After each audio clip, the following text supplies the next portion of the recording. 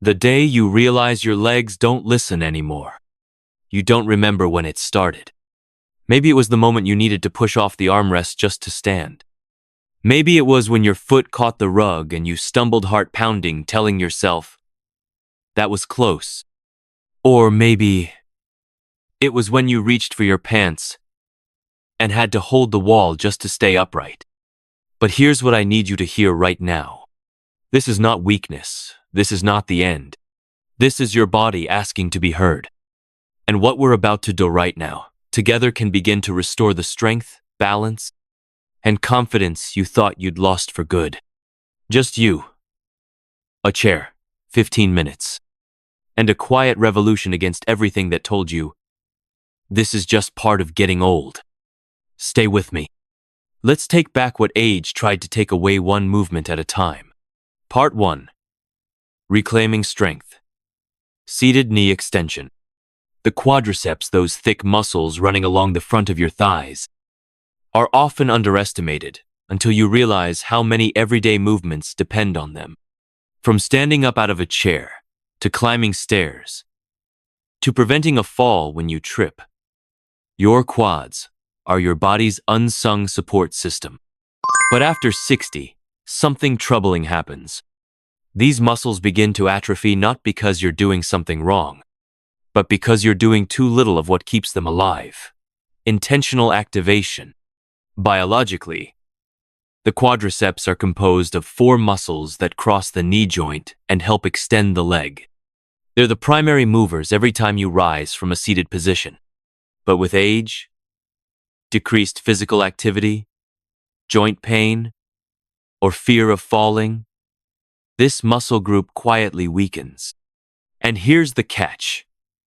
You don't notice it until you absolutely need it, and by then, it's often too late. I once treated a patient, Mrs. Carter, a 76-year-old retired librarian. She could walk fine inside her home. But one afternoon, she tried to get up from her armchair unassisted. Her knees buckled. She didn't fall, but the panic she felt stayed with her longer than any bruise could. She began limiting her movements out of fear. A week later, her independence began to erode, not from injury, but from instability. This is exactly why seated knee extensions are powerful.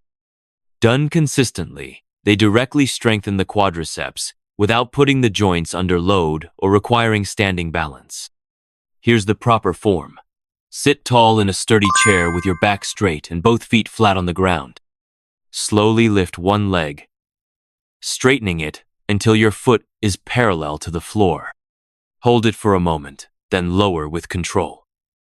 Perform 8 to 10 repetitions per leg. As simple as it sounds, this one movement rebuilds not just strength but confidence. If you can push through your heel and extend the knee with control, you're building the exact mechanics needed to rise out of a chair without help. For those starting with very weak legs or joint discomfort, begin with shorter holds, just 2 seconds at the top, or even support the leg with your hands during extension. As you gain strength, you can add light ankle weights or increase the number of reps. And here's the bonus. Each controlled repetition retrains your neuromuscular system. When your leg starts to shake during the lift, that's not failure. That's activation.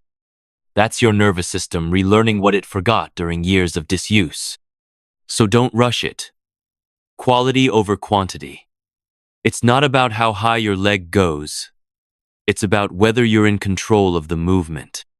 Because the ability to stand up unassisted is one of the most predictive signs of long-term independence in older adults. And this movement? It's where that independence begins.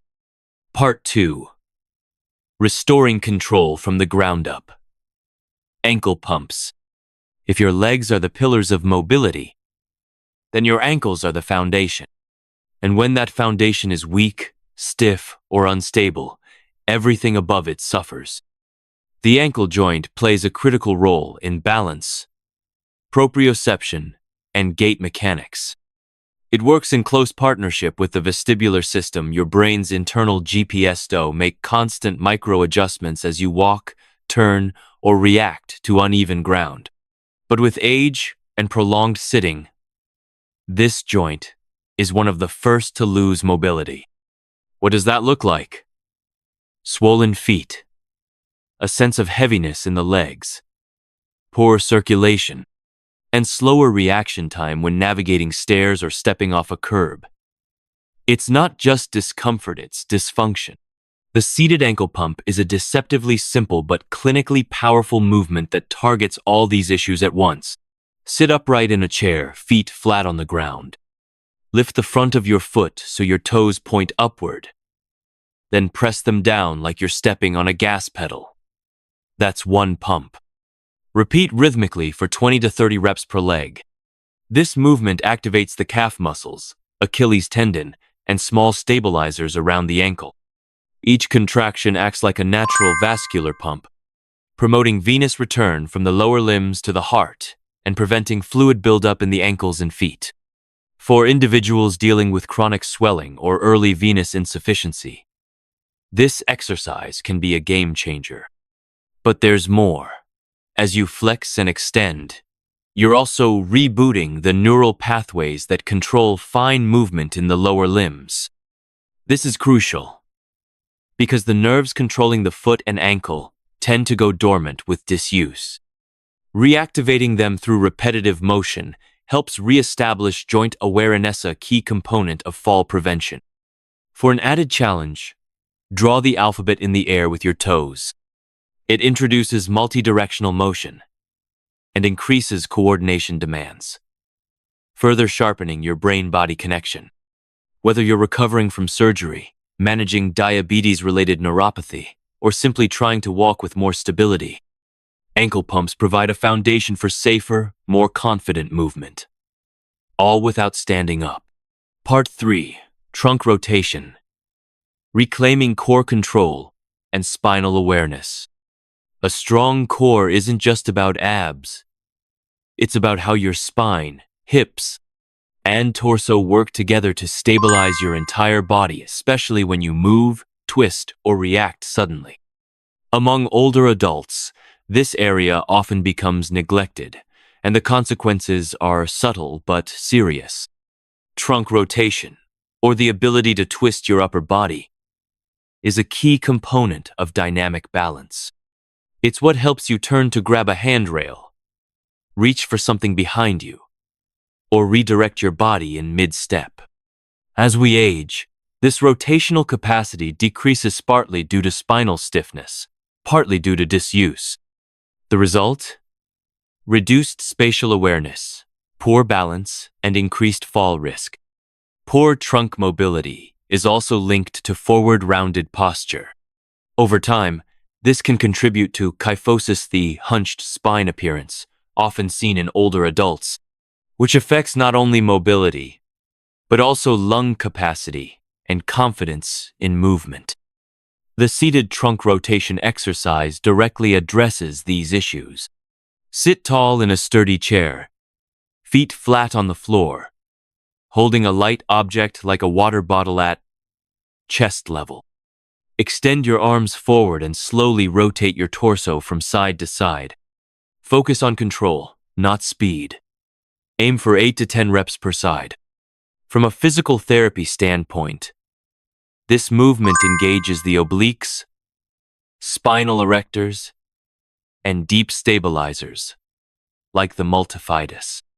It helps retrain the body to move as a unit, rather than in isolated segments, crucial for coordination and fall prevention.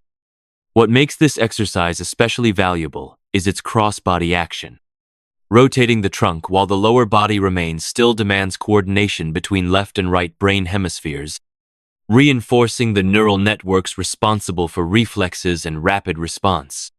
In simple terms, the better you can rotate, the better your body can adjust when something unexpected happens, like tripping or slipping.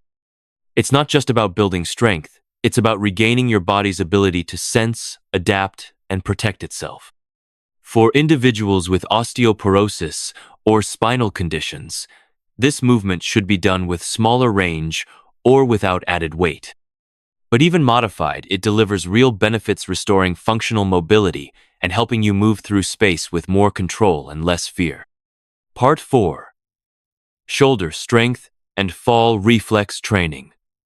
Seated lateral raises. Your shoulders are more than just for lifting and reaching. They're essential for balance recovery and fall prevention. In fact, one of the body's first instinctive responses during a loss of balance is to throw the arms out to stabilize. But without strong, mobile shoulders, that natural reflex becomes less effective or worse, dangerous. As people age, shoulder strength and flexibility decline rapidly, especially with prolonged sitting or poor posture. Weakness in the deltoids and surrounding stabilizers makes it harder to react in emergencies, increasing the risk of injury during a fall. Strengthening the shoulder girdle through lateral raises helps restore both structure and responsiveness. The movement is simple but targeted. Sit upright in a sturdy chair. Feet shoulder-width apart. Hold a light dumbbell or even a water bottle at your side, palm facing inward. With control, raise your arm out to the side until it reaches shoulder height. Pause briefly, then lower back down slowly. Perform 8 to 10 repetitions per arm. This exercise primarily activates the middle deltoid, but it also engages the trapezius and postural stabilizers in the upper back. When practiced regularly, it strengthens the muscles that help maintain upright posture, preventing the forward rounding that restricts breathing and compresses internal organs. From a respiratory standpoint, better posture equals better lung expansion. Older adults who strengthen their upper back and shoulders often report less shortness of breath with activity, not because their lungs improved, but because their body position allowed full use of the lungs they already have. Equally important is joint safety. The shoulder is a complex, mobile joint and easily injured when overloaded. That's why form matters more than force. Avoid shrugging or lifting the weight above shoulder level. Keep your neck relaxed, and if any discomfort arises, switch to using no weight or reduce the range of motion. You can also train both arms at once to increase postural demand, but only if your core and chair stability allow it. Over time, these movements build more than muscle. They rebuild awareness. Your body learns to respond faster and more precisely when balance is challenged. And in real life, that few seconds of faster reaction can mean the difference between a stumble and a serious fall. Building the habit. Making movement part of your daily rhythm. Exercise doesn't work if it doesn't happen. And for many older adults, the real challenge isn't strength or balance, it's consistency. That's why the most effective routines aren't the hardest or the longest. They're the ones that fit seamlessly into your day, like brushing your teeth or making coffee. To make seated exercises stick, they need to be tied to your existing biological rhythms, especially morning and evening anchors. For example, doing the routine first thing in the morning, before breakfast, aligns with your body's natural cortisol peak. That's when energy is highest, and movement helps reset your circadian rhythm, improving sleep later at night. For others, evenings might feel calmer and more reflective, making that a better time to wind down while gently stimulating blood flow and joint mobility before bed. Behavioral science supports this.